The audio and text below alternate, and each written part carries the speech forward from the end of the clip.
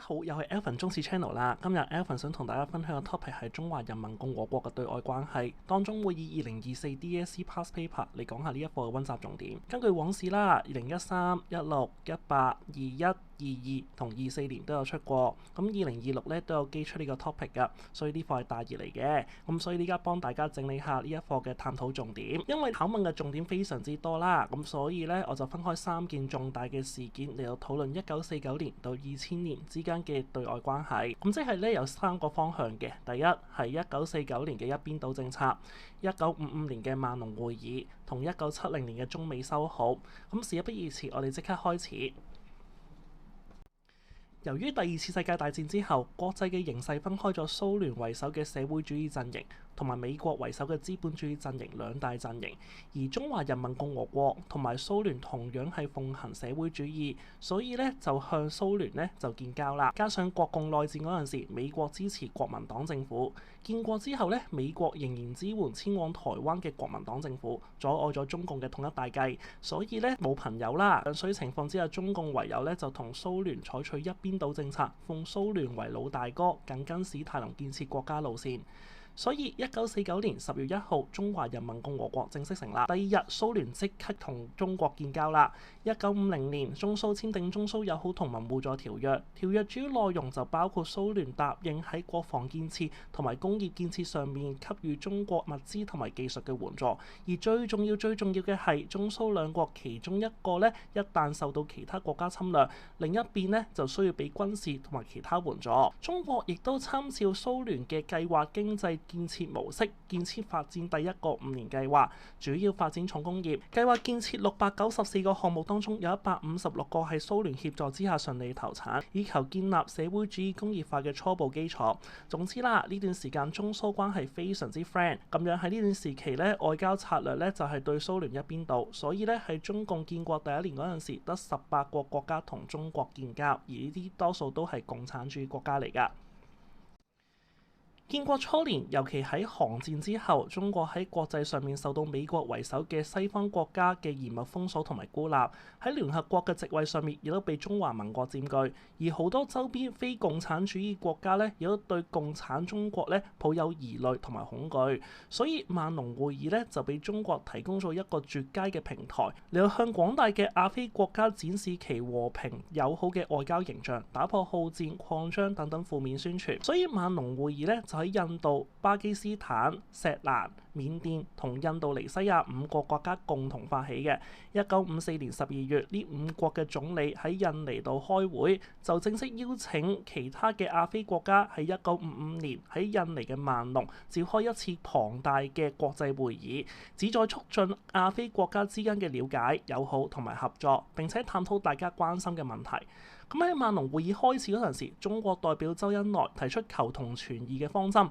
重申和平共處5項原則，即係互相尊重主權同埋領土完整，互不侵犯、互不干涉內政、平等互利同埋和平共處。呢啲成為咗中國參加萬隆會議嘅核心外交理念。周恩來總理喺會議嗰陣時提出求同存異方針，更加化解咗好多分歧，贏得國際嘅掌聲。而會後部分嘅亞非國家亦都表示唔同大國結成軍事聯盟，形成美蘇兩個陣營之外另一股大勢力。而鄰國印度更加係第一個同中國建交嘅非社會主義國家，所以中共由建國第一年得18個國家同中國建交，增加到去1959年增加到34個啦。1953年，蘇聯強人史太林逝世，赫魯曉夫上台。由於赫魯曉夫喺1956年嗰陣時批判史太林，並且對美國採取和平共處、和平競賽、和平過渡嘅3和政策，毛澤東認為蘇聯領袖赫魯曉夫係修正主義者。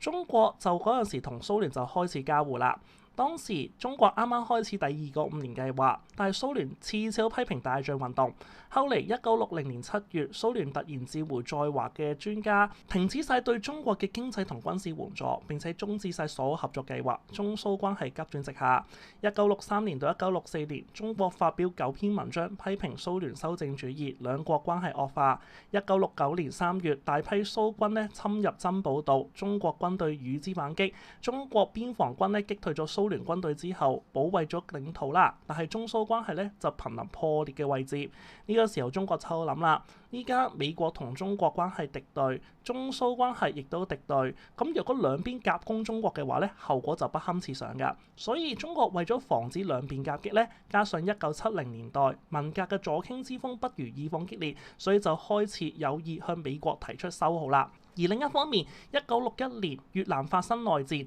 毛澤東支持傾向社會主義嘅北越，而美國政府就支持南越加入內戰。咁但係咧，因為地緣關係，美國嗰陣時需要渡過遙遠嘅東南亞地區打仗，而且美軍面對住北越軍隊同南越游擊隊越共嘅靈活游擊戰戰術，令到美國傳統嘅大規模作戰處處碰壁。於是1960年代中期開始，美國國內就有好大規模嘅反戰運動，最初係由學生同埋和平主義者發起㗎，後嚟擴展到社會各階層，包括退伍軍人啊、宗教領袖啊、民權運動者啊等等。大規模嘅示威運動、遊行、罷課、焚燒徵兵卡等等嘅抗議活動咧，就席捲全國，對政府構成嚴重嘅政治壓力。加上越戰耗費咗美國數千億嘅美金嘅巨額資金，呢筆開支造成咗嚴重嘅通貨膨脹同埋財政赤字。為咗退出越戰進行華麗轉身，美國尋求同中國合作牽制蘇聯嘅擴張啦。喺呢個情況之下，1970年3月底到4月初，第31屆世界乒乓球錦標賽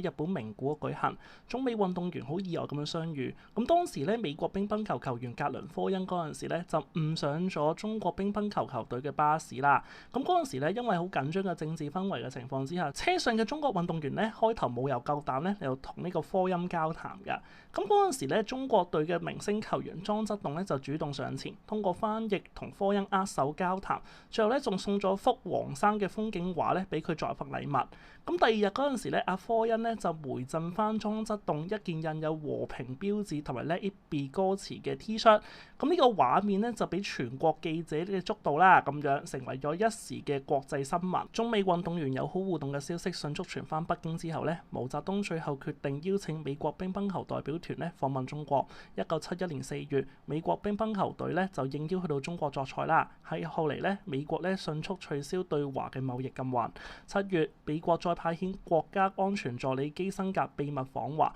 為之後美國總統尼克遜訪華咧作出準備。10月嗰陣時咧，聯合國通過恢復中華人民共和國喺聯合國合法地位嘅議案。後嚟啦，中美宣布咧，美國總統尼克遜喺1972年訪華。1972年尼克遜訪華，雙方發表上海聯合公報，美國認同只有一個中國，台灣咧係中國一部分。後嚟啦，1972年9月，日本首相田中角榮訪華，中日發表聯合聲明，並且喺9月正式建交。1975年5月，歐洲共同體同中國正式建立外交關係，並且1978年嗰陣時咧，有簽署多項嘅貿易協定。1978年，中國實行改革開放。同年12月，中美發表建交聯合公報，宣布兩國喺1979年1月1號咧正式建交啦。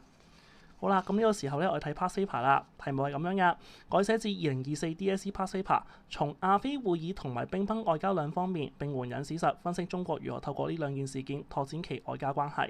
咁題目咧要求考生咧就從亞非會議啦同埋呢個嘅乒乓外交兩件事作答，分析中國如何拓展外交關係。考生咧需要提出必要嘅字眼，包括亞非會議啊、乒乓外交兩件事件因由、和平共處5項原則同埋呢個求同存異等等方針、取消禁運啊、恢復聯合國席位等等咁嘅嘢。而題目咧亦都講如何拓展外交空間啦。咁即係咧同學要先交代呢件事之前嘅情況，架構應該係前事件同埋結果，所以咧我就幫大家寫咗 sample essay 啦。咁咧開始有咁樣啦，就話亞非會議嗰陣時咧就成功拓展亞非國家關係。咁因為個背景就係中美破裂，中國亦都覺得唔可以全面咁依賴蘇聯㗎，咁所以就尋求第三路線。咁咧同學要交代萬隆會議內容啦。頭先講和平共處5項原則乜嘢嘢咧？互相尊重主權同領土完整，互不侵犯，互不干涉內政，平等互利、和平共處等等咁樣嘅同求同存異，呢個係必須要有嘅嘢嚟㗎。